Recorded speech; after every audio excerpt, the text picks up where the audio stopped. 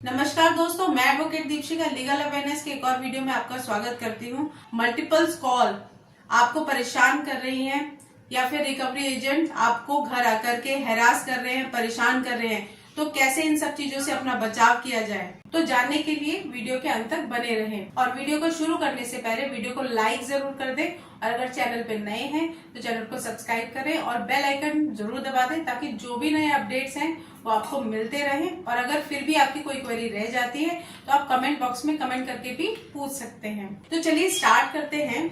जब आप लोन लेने जाते हैं तो लोन लेने के टाइम ये जो बैंक है या फिर एनबीएफसी कंपनीज हैं या फिर जितने भी लैंडर्स कंपनीज हैं जो आपको लोन प्रोवाइड करती है या आपको इतने अच्छे से ऑफर देती है, इतने लुभावने ऑफर प्रोवाइड कराती है, कहती है कि कम ईएमआई में, इजी ईएमआई में लोन प्रोवाइड करा रहे हैं, कम इंटरेस्ट रेट पे करा रहे हैं, आप आइए और लोन लेके जाइए। उस टाइम पे आप जब लोन लेते हैं तो आपकी जो फाइनेंशियल कंडीशन होती है वो बहुत अच्छी होती है और वही सोच करके आप जब लोन लेते हैं कि ठीक है, अभी की जो सिचुएशन के हिसाब से आपने लोन लिया, फ्यूचर में आप चुका सकते हैं।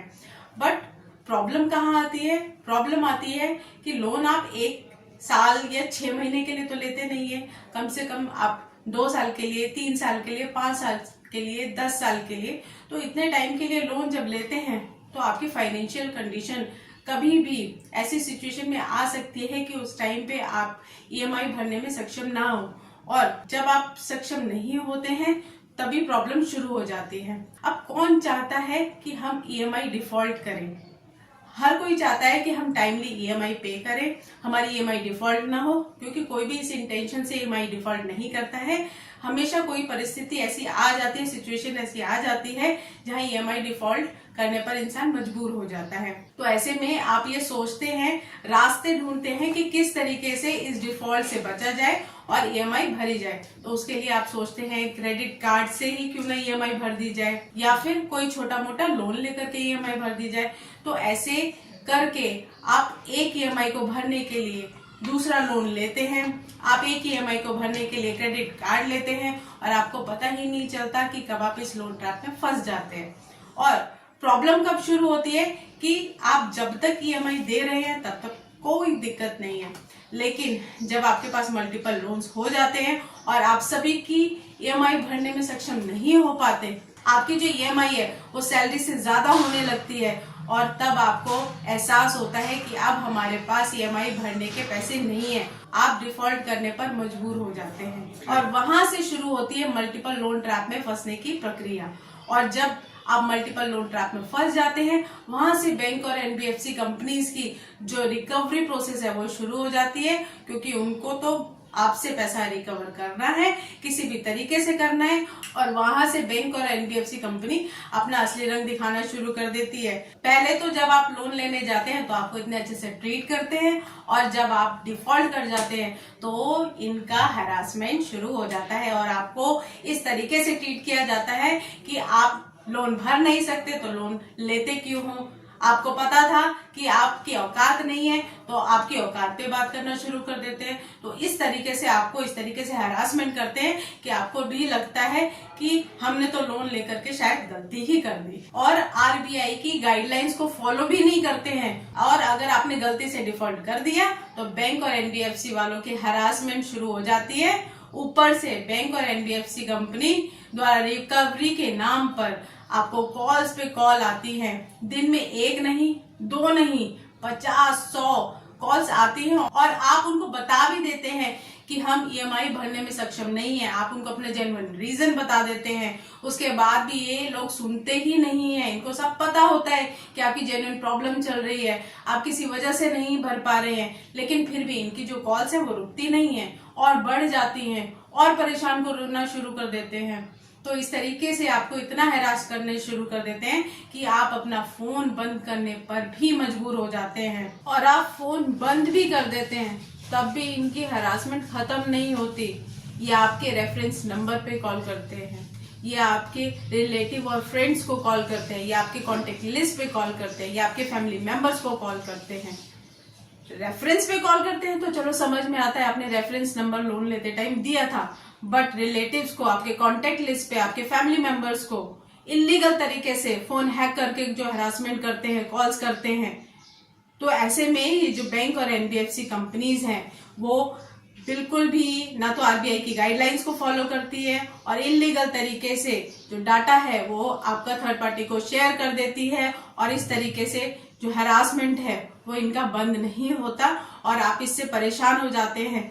ऐसे में आप सोचते हैं कि कैसे इन रिकवरी एजेंट से बस छुटकारा मिल जाए, बस ये रिकवरी एजेंट घर पे ना आए, क्योंकि आपको ये भी प्रॉब्लम होती है कि अगर रिकवरी एजेंट घर पे आ जाए तो कहीं ना कहीं आपके मान सम्मान पर भी ठेस पहुंचती है, क्योंकि ये ट्रीट ही इस तरीके से करते हैं। ये आएंगे, चिल्लाएंगे, सबको बताते हैं कि इसने लोन लिया है, इसने लोन नहीं भरा है। तो ऐसे में आपको डर होता है कि मेरा मान सम्मान खराब हो जाएगा।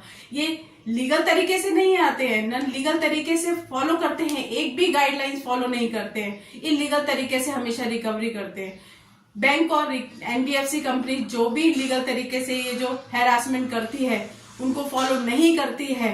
तो ऐसे में आपको क्या क्या गाइडलाइंस है वो जानना बहुत जरूरी है कि क्या कुछ गाइडलाइंस है जो इनको फॉलो करनी चाहिए और ये लोग फॉलो नहीं करते हैं। और साथ ही बताऊंगी कि कैसे इन रिकवरी एजेंट को आप हैंडल करें, कैसे इनकी शिकायत करें, कहां पर इनकी शिकायत, तो ये सब कुछ बताऊंगी। इसके लिए वीडियो में बने रहिए अंत तक, जिससे आप कोई भी जानकारी आपसे मिस ना हो पाए और आप अच्छे से हर चीज समझ पाए। तो क्या आरबीआई की गाइडलाइंस है रिकवरी एजेंट को लेकर जो आपको जानना जरूरी है ताकि इससे आप अपना बचाव कर सकें।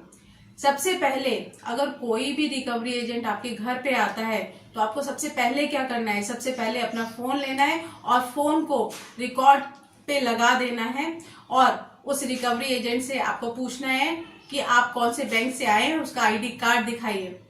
अगर वो आईडी कार्ड नहीं दिखाता, किसी थर्ड पार्टी से आता है, तो उनसे ऑथराइजेशन लेटर मांगिए। अगर वो ऑथराइजेशन लेटर दिखा देता है तो आपके घर पे विजिट करने का होम विजिट लेटर दिखाएं, और अगर वो भी दिखा देता है तो डीआरए का लाइसेंस आप उनसे मांग सकते हैं कि डीआरए का लाइसेंस जो आपका डेप्थ रिकवरी एजेंट, अगर कोई भी रिकवरी एजेंट आपके पास रिकवरी के लिए आता है तो उसके पास डेप्थ रिकवरी एजेंट का लाइसेंस होना बहुत जरूरी है। जैसे एक गाड़ी को ड्राइव करने के लिए लाइसेंस की जरूरत होती है, ऐसे ही रिकवरी एजेंट को रिकवरी करने के लिए एक डीआरए के लाइसेंस की जरूरत होती है। तो अगर कोई भी रिकवरी एजेंट आपके पास आता है तो आप इन चीजों को जरूर पूछें। अगर कोई भी रिकवरी एजेंट रिकवरी के लिए आपके घर आता है तो सबसे पहले उसको वो टाइम फॉलो करना है कि वो किस टाइम पे आ रहा है। तो आरबीआई की गाइडलाइंस के हिसाब से सुबह 8 बजे से लेकर शाम के 7 बजे के बीच में ही रिकवरी के लिए वो आ सकता है। अगर इसके अलावा वो कभी भी आता है तो आप उसकी शिकायत कर सकते हैं। अपना आइडेंटिफिकेशन या फिर ऑथराइजेशन लेटर वो साथ में जरूर लेके आए, और अगर वो आता भी है तो एक लीगल तरीके से एथिकल फ्रेमवर्क जो आरबीआई के द्वारा दिया गया है उनको फॉलो करते हुए ही रिकवरी करेगा। बोरोअर को, जिसने भी लोन लिया है, उसको हैरास नहीं करेगा, उसको ऐसा ट्रीटमेंट देगा जो फेयर और जस्टिफाई हो। ये नहीं कि कुछ भी अनाप शनाप बोल रहा है, एक तरीके से बात करेगा। थ्रेट करना, अब्यूसिव लैंग्वेज यूज करना, किसी तरह की threatening, physically harm, mentally harm, ये स्ट्रिक्टली प्रोहिबिटेड है। अगर कोई भी रिकवरी एजेंट इस तरह की चीज करता है तो आप उसके लिए कंप्लेन कर सकते हैं। वो कंप्लेन आप कहाँ करेंगे वो भी मैं आपको बताऊंगी। उससे पहले मैं ये जरूर बताऊंगी कि क्या क्या गाइडलाइंस है जो उनको फॉलो करनी चाहिए। क्या आपको पता है कि जो बैंक और एनबीएफसी कंपनी है इनको आपकी प्राइवेसी और कॉन्फिडेंशियलिटी मेंटेन रखना बहुत जरूरी है, जो कि ये बैंक और एनबीएफसी कंपनी बिल्कुल भी फॉलो नहीं करती है। कोई प्राइवेसी कॉन्फिडेंशियली मेंटेन नहीं करती है। आपका जो डाटा है वो थर्ड पार्टी को शेयर कर देती है, रिकवरी के नाम पे शेयर कर देती है, आपके जो भी प्राइवेट इंफॉर्मेशन है उनको डिस्क्लोज कर देती है। तो आपको पता होना चाहिए कि अगर कोई भी बैंक और एनबीएफसी कंपनी इस तरह की जो प्राइवेट इंफॉर्मेशन है या आपकी कॉन्फिडेंशियलिटी है उसको डिस्क्लोज करती है तो उसके लिए आप जो कंप्लेन करेंगे वो कहाँ पे कंप्लेन करेंगे। आप आरबीआई को कंप्लेन कर सकते हैं या फिर जो भी आपके नियरेस्ट पुलिस स्टेशन का साइबर क्राइम है वहां पे भी जाके ब्रीच ऑफ प्राइवेसी या फिर ऑनलाइन हरासमेंट को लेकर के आप अपनी कंप्लेन कर सकते हैं। तो इसीलिए मैं कहती हूँ कि अगर कभी भी कोई थर्ड पार्टी एजेंसी रिकवरी के लिए आती है तो जी जो डाटा थर्ड पार्टी को शेयर कर देते हैं इसमें काफी हद तक देखा गया है कि फ्रॉड होने के चांसेस होते हैं। आपको मैंने कहा है कि कोई भी रिकवरी एजेंट अगर रिकवरी के नाम पे आपसे ईएमआई या पेमेंट करने के लिए कहता है तो कोई भी पेमेंट इनको ना दे, इनको एक भी पैसा नहीं दे। आपको अगर ईएमआई भरनी ही है या पेमेंट करनी ही है तो डायरेक्टली आप बैंक से बात करें या उनकी ऐप पे करें या उनसे बात करके ही करें। इस तरीके से अगर आप पेमेंट करते हैं तो आपके साथ फ्रॉड हो सकता है और इस फ्रॉड से बचने के लिए आप खुद रिस्पॉन्सिबल होंगे, क्योंकि आप खुद ही ये पैसे दे रहे हैं। तो इससे अपना बचाव करें और इस तरह के रिकवरी एजेंट्स को बिल्कुल भी एंटरटेन ना करें। तो ये सब तो हो गया कि गाइडलाइंस और क्या कुछ बैंक को फॉलो करना चाहिए, क्या एनबीएफसी कंपनीज को फॉलो करना चाहिए, क्या रिकवरी एजेंट्स को फॉलो करना चाहिए। बट अगर ये इसको ब्रीच करते हैं तो आपको कंप्लेन कहाँ करनी है, किस तरह से कंप्लेन करनी है। अब हम आते हैं इस बात पे कि आप कंप्लेन किस तरीके से करें।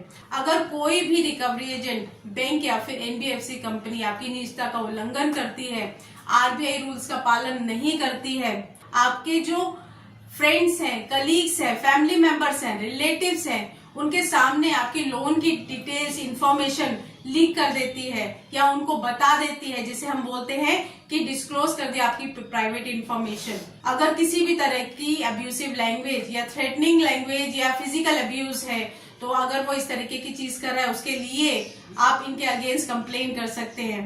अगर कोई भी रिकवरी एजेंट आरबीआई की गाइडलाइंस के अकॉर्डिंग जो टाइम निर्धारित है उसके अलावा कभी आता है तो आप कंप्लेन कर सकते हैं। अगर कोई भी रिकवरी एजेंट आपको सार्वजनिक रूप से बदनाम करने की कोशिश करता है तो उसके लिए आप कंप्लेन कर सकते हैं। अगर कोई रिकवरी एजेंट आपसे जबरन वसूली करने की कोशिश कर रहा है तो उसकी भी शिकायत कर सकते हैं। तो शिकायत करने के लिए आपको सबसे पहले बैंक को एक कंप्लेन देनी होगी कि ये रिकवरी एजेंट ना तो ऑथराइज्ड है, अगर ऑथराइज्ड है तो जो भी आरबीआई की गाइडलाइंस है उसको फॉलो करते हुए हमसे रिकवरी नहीं कर रहा है, तो उसकी कंप्लेन आप बैंक को करें। और अगर बैंक इस बारे में अगर कोई भी निष्पक्ष जांच करके कोई भी समाधान नहीं देता है तो आप अपनी कंप्लेन आरबीआई को कर सकते हैं। और अगर आपको लगता है कि पुलिस और आरबीआई से भी आपकी कंप्लेन का निस्तारण नहीं हुआ है तो आप सिविल कोर्ट में भी जाकर इंजेक्शन के लिए आवेदन कर सकते हैं रिकवरी एजेंट के अगेंस्ट में। या फिर आपका उपभोक्ता संरक्षण कानून 2019 जिसमें उपभोक्ता संरक्षण अधिनियम के तहत उपभोक्ता अदालत में निवारण की मांग कर सकते हैं, जिसमें आपको कंपनसेशन भी मिलता है। अगर कोई भी रिकवरी एजेंट इस तरह की गाइडलाइंस को फॉलो करते हुए नहीं पाया गया तो आप कंपनसेशन की भी डिमांड कर सकते हैं। अगर कोई भी रिकवरी एजेंट आपको मारने की धमकी देता है, अवैध तत्वों द्वारा हैरासमेंट करता है, तो उसके लिए आप आपराधिक मामला भी दर्ज करवा सकते हैं पुलिस थाने में। तो अब मैंने आपको यही चीजें बताई कि आप कंप्लेन कहाँ कर सकते हैं, किस किस तरीके से कर सकते हैं। आरबीआई में भी अगर आप कंप्लेन करते हैं तो वहां पे आरबीआई का ओम्बड्समैन पोर्टल है जहाँ पे आप कंप्लेन दर्ज करा सकते हैं और ये कंप्लेन आपको खुद ही करनी होती है, बैंक के अगेंस्ट में करनी होती है, रिकवरी एजेंट के अगेंस्ट में कर सकते हो। आप यहाँ पे जाकर के बैंकिंग लोकपाल पोर्टल है वहां पर जाकर के आप कंप्लेन कर सकते हो। अगर वहां से भी नहीं होता तो आप कोर्ट में भी जाकर के कंप्लेन कर सकते हो। तो ये सारे तरीके हैं आपके पास कंप्लेन करने के। आप अपने राइट्स को जानो कि अगर इस तरीके की चीजें होती है, इन रिकवरी एजेंट से डरने की जरूरत नहीं है, आपको सिर्फ आवाज उठाने की जरूरत है। और जब आप आवाज उठाते हो तो एक्शन भी होता है। आपको लगता है कि आपने आरबीआई को कंप्लेन की, कुछ नहीं हुआ, बैंक को कंप्लेन की, कुछ नहीं हुआ, बट आपको नहीं पता कि इतनी कंप्लेन्स होती है, इतनी पेंडेंसी होती है। तो कंप्लेन को आपको निस्तारण करने में समय लगता है। बट हाँ, मैंने बहुत से ऐसे कंप्लेन्स में देखा है कि रिकवरी एजेंट्स है उन पे कंपनसेशन लगाया गया है। और कई बार तो जो बैंक और एनबीएफसी कंपनीज इस तरह की आरबीआई की गाइडलाइंस को फॉलो नहीं कर रही हैं तो उनको टेम्परेरी बैन किया गया है, परमानेंट बैन भी कर दिया गया है और मॉनिटरी पेनल्टी भी लगाई गई है। कई करोड़ की मॉनिटरी पेनल्टी लगाई गई है। तो ऐसे में आप ये नहीं कह सकते हो कि हमारी कंप्लेन का, हमने कंप्लेन की उसका कुछ नहीं हुआ। आप कंप्लेन कीजिए, आप अपने राइट का यूज कीजिए। हर राइट का यूज करते हैं तो आपको उसका सोल्यूशन भी मिलता है। तो ये तो हो गया आपका कंप्लेन को लेकर के कि आप कहाँ कंप्लेन करते हैं। अगर आप चाहते हैं कि किसी एडवोकेट के माध्यम से आप अपनी जो भी आपत्ति है उसे दर्ज कराएं, तो उसके लिए आप प्रायर लीगल नोटिस भी भेज सकते हैं। क्यों प्रायर लीगल नोटिस भेजना जरूरी है? क्योंकि प्रायर लीगल नोटिस भेजने से आप अपनी जो भी जेन्युइन रीजन है डिफॉल्ट का एक रिटर्न में आप दे देते हैं। अगर आप ईएमआई अभी नहीं भरने की स्थिति में है तो आप अपनी वो जेन्युइन रीजन दे करके, अगर आपको टाइम पीरियड चाहिए कि हमें कुछ महीने का टाइम पीरियड दे दिया जाए जिसे हम ईएमआई बाद में पे कर सके, आप वो भी बता सकते हैं। और अगर आपको किसी भी तरीके का लोन रिस्ट्रक्चर भी कराना है तो उसके लिए भी आप उनसे बोल सकते हैं। आप चाहते हैं कि हम लोन का सेटलमेंट फर्दर फ्यूचर में कर लेंगे, आप वो भी उनको बता सकते हैं। तो लीगल नोटिस भेजने के एक नहीं बहुत सारे बेनिफिट हैं। और साथ ही अगर कोई भी रिकवरी एजेंट आपको किसी भी तरीके से परेशान कर रहा है, किसी भी तरीके से हैरास कर रहा है, तो वो भी प्रायर लीगल नोटिस के थ्रू भेजा जाता है।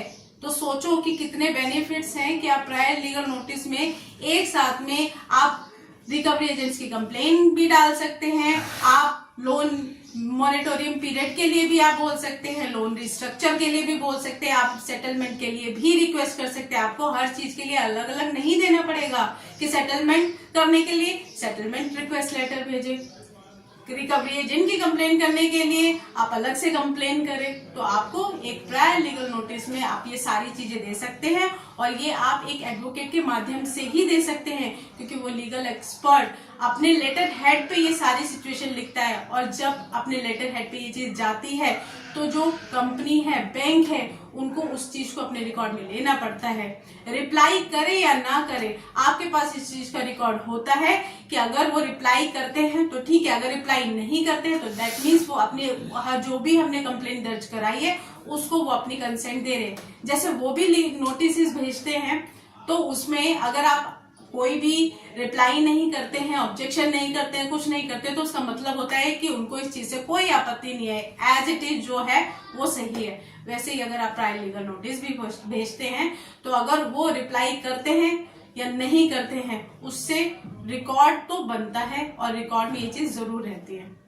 तो प्रायर लीगल नोटिस भेजने का ये बेनिफिट होता है। और अगर आप हमें सपोर्ट करना चाहते हैं तो आप लाइक करके भी हमें सपोर्ट कर सकते हैं, और अगर आपकी क्वेरी है तो वो कमेंट बॉक्स में कमेंट करके भी पूछ सकते हैं। और अगर आप चाहते हैं कि ज्यादा से ज्यादा लोग अवेयर हो तो आप ये वीडियो उनको शेयर भी कर सकते हैं। आज का वीडियो यही था। नमस्कार।